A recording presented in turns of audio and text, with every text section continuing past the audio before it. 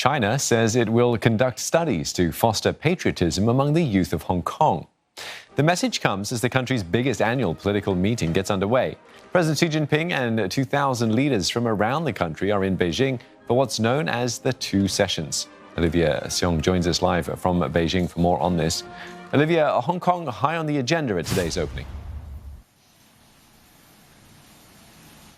Well, today we heard from the head of China's top political advisory body, Mr. Wang Yang, who is also China's vice premier. He spoke for about half an hour, touching on various topics and aspects of the advisory body's work. But what stood out were his comments about Hong Kong, in which he said that the advisory body resolutely supports the principle of patriots governing Hong Kong, re-emphasizing and, reinforcing the signal that has been sent out from Beijing, and we are expecting sweeping changes to be made to Hong Kong's electoral system at this year's Two Sessions. And we have seen, that Beijing has moved to tighten its control over Hong Kong, and these potential changes to the electoral system could potentially disqualify pro-democracy candidates from running in future electoral races as well. At last year's sessions, we saw the national security law, being proposed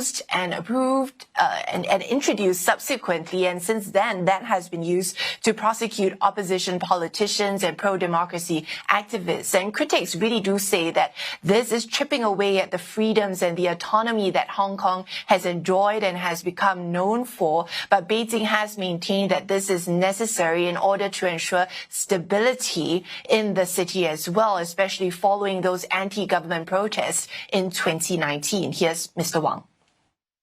坚定支持全面落实爱国者治港的原则，加强同港澳同胞、台湾同胞、海外侨胞团结联谊，就加强港澳青少年爱国主义教育、促进两岸经济文化交流合作等开展调研协商。 Now, Mr. Wang also explicitly talked about the China-US relationship, which is rather rare for a Chinese top leader to do. They may usually make veiled swipes at the US, but this time we see Mr. Wang say that the body had in the past year, through various means, denounced in the strongest terms US legislation concerning Xinjiang, Tibet, and Hong Kong. And he also did say that the body had also denounced anti-China bills regarding COVID-19 and what he said were falsehoods peddled by certain U.S. politicians. And we do know that China and the U.S. have seen their relationship deteriorate to some of its lowest levels in the last few years with the Trump administration at the helm. But even with the new Biden administration, China has publicly said that it's hoping for a restoration of ties and for the relationship to get back on the right track. But it does seem that the Biden administration has also signaled that China is the biggest geopolitical test for the U.S. and tensions do look likely to remain. Olivia, tomorrow Premier Li Keqiang will deliver China's economic plan.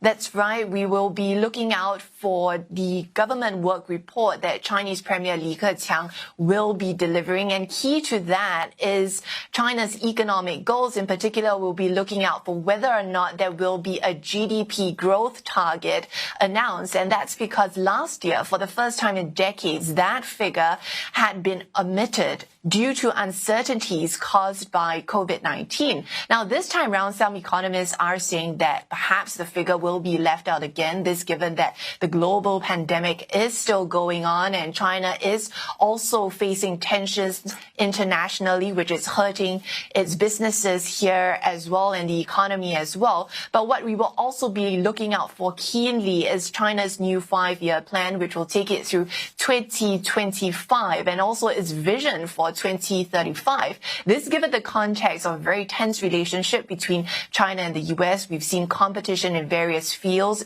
particularly in the technology sector. And so it's here that we've seen increasing talk about China wanting to be more self-reliant and wanting to spur innovation in the technology sector as well. We are also expected to hear more about its dual circulation strategy, and that's the strategy to focus much more on its domestic market. But beyond the economy, we can expect in the next few days to hear more about China's plans for the environment, its plans on how it intends to achieve its goal of achieving carbon neutrality by 2060. And also, we will be keenly looking out for its military and defense spending budget for the year ahead as well. Many thanks for getting us up to speed. Olivia Xiong speaking to us from Beijing.